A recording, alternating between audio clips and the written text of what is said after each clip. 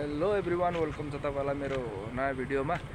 So तपाईहरु सन्चै हुनुहुन्छ होला? म पनि एकदम ठीक छु हैन।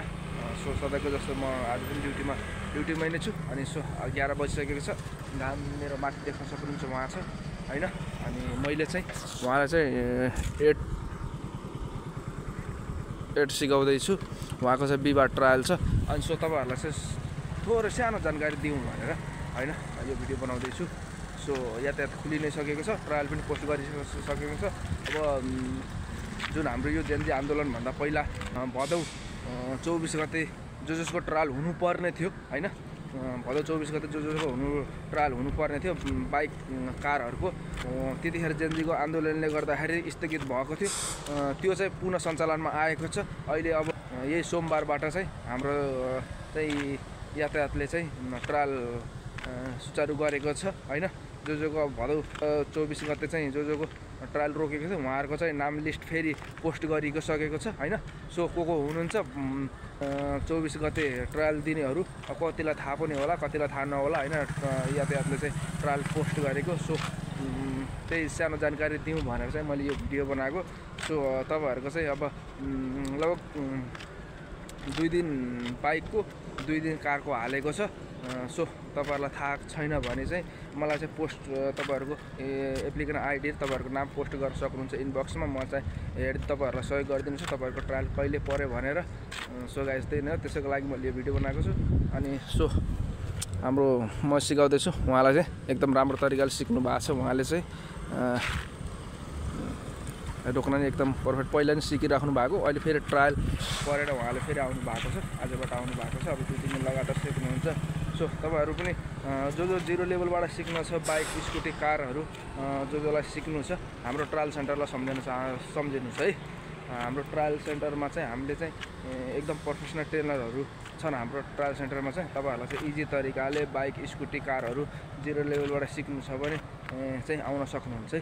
हाम्रो ट्रायल सेन्टरको लोकेसन छ मणिग्राम कफी कम्पनी चोकबाट चाहिँ पूर्वपट्टि 100 मिटर भित्र आइसकेपछि हाम्रो कफी कम्पनी को हाम्रो इजीवे ट्रायल सेन्टर छ।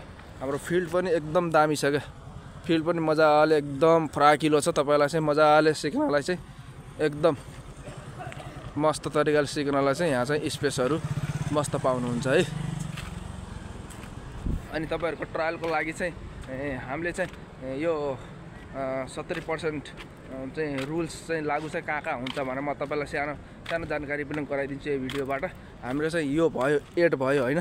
हामी चाहिँ यहाँबाट हाम्रो यो 8 को गेट भयो। हामी चाहिँ यहाँबाट पस्ने बेलामा चाहिँ हामीलाई जताबाट सजिलो हुन्छ या लेफ्टबाट हुन्छ या राइटबाट हुन्छ, हामीलाई जताबाट सजिलो लाग्छ त्यतैबाट पस्ने। हामी पसिसकेपछि चाहिँ हाम्रो यो 8 मा चाहिँ के गर्न पाइन्छ त हामीले चाहिँ हैन, कतिचोटि रेखा छुन पाइन्छ, कतिचोटि खुट्टा टेक्न पाइन्छ म तपाईलाई बताइदिन्छु। यहाँबाट पसिसकेपछि चाहिँ हामीले चाहिँ यो सेतो घेरालाई चाहिँ एकचोटि छुन पाइन्छ हैन। यो सेतो घेरालाई एकचोटि छुन पाइन्छ। हामीले एकैचोटि दुईटा घेरालाई छोइदियौँ भने चाहिँ फेल बनाइदिन्छ है। एकचोटि यो सेतो घेरालाई छुन पाइन्छ। सो अनि भित्रपट्टिको यो प्यालो घेरालाई अनि सो त्यो एकचोटि टेक्न पाइन्छ, एकचोटि रेखा छुन पाइन्छ। अनि एकचोटि लेफ्ट खुट्टा झार्न पाइयो हैन। एकचोटि लेफ्ट खुट्टा झर्यो भने 5 नम्बर काटिन्छ। अनि यो घेरा छ भने 5 नम्बर काटिन्छ। राइट लेग चाहिँ खुट्टा चाहिँ झार्नै भएन, ब्रेकबाट झार्नै भएन, त्यो फेल बनाइदिन्छ। अनि यहाँबाट निक्लिसकेपछि चाहिँ हामी चाहिँ यो नेरो सानो बाटो हामी चाहिँ नझारिकन कन्टिन्यू जानुपर्ने हुन्छ। कन्टिन्यू जानुपर्छ। यहाँबाट तल झऱ्यो भने फेल हो। हामी गइसकेपछि अनि यहाँबाट चाहिँ हामीले के गर्नु भनेपछि जुन यो आउँछ एन्डिङ पोइन्ट, अनि यहाँबाट पछाडिको चक्का झ्याप्प झर्ने बित्तिकै इन्डिकेटर बाल्दिने। इन्डिकेटर बालेपछि चाहिँ हामी चाहिँ यो युटर्नमा आइन्छ। युटर्नमा आएपछि हामीले चाहिँ यहाँ आउँदा युटर्नमा आउँदाखेरि चाहिँ हामीले चाहिँ सिग्नल लाइट हेर्ने है। हाम्रो रेड बोलेछ कि के बोलेछ हामीले चाहिँ यहाँ केयर गर्दै जानुपर्ने हुन्छ। अनि केयर गर्दै गइसकेपछि हाम्रो यहाँ सिधा भयो, गाडी सिधा भएपछि इन्डिकेटर निभाउने हैन। इन्डिकेटर निभाएपछि हाम्रो रेड लाइट बोलेछ भने हामी यहाँ बिचमा रोक्ने, यो जेब्रा क्रसिङ नछोइकन। ग्रिन र येल्लो बोलेछ भने हामी मजाले जान सकिन्छ।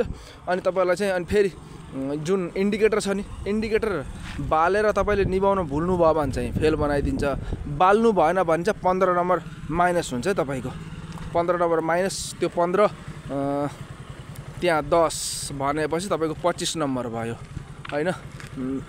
ल जानुस्, त्यो 25 नम्बर भयो। अनि यो चाहिँ अनि सिग्नल लाइटको 5 नम्बर भनेपछि 20 भयो है टोटल है। हल्का हल्का क्लच चाप्नुस् अनि हल्का रेस लिँदै जानु है। जानु हल्का। रेस किन छोड्नु भयो, रेस नछोड्नु न। सो अनि हामी यो कटिसकेपछि चाहिँ हामी चाहिँ उकालोमा गइन्छ। उकालोमा गएपछि चाहिँ हामी चाहिँ झ्याप्प रोकिन्छ। पछाडिको घेरा पनि छुनु भएन, अगाडिको घेरा पनि छुनु भएन। यहाँ चाहिँ ट्राफिकले जानु नभनेसम्म हामी चाहिँ यहाँबाट हिँड्न पाइएन है। हामी यहाँ चाहिँ डबल ट्याप गर्न पाइएन है। खुट्टा चाहिँ ठ्याक्कै माथि उठाउने माथि राख्ने है। डबल ट्याप खुट्टा गर्न पाइएन। यहाँ चाहिँ ट्राफिकले जानुहोस् भन्छ अनि बल्ल जानियो। अनि ओह्रालोमा जाने, ओह्रालोमा पनि अगाडि पछाडिको रेखा नछोइकन ठक्क बिच्चामा रोक्ने।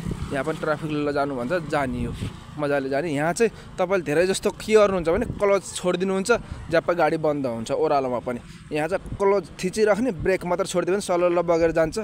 टक्क त्यति यहाँबाट निक्लेपछि पास हो है। यति गरेपछि तपाईँहरू पास हुनुहुन्छ है।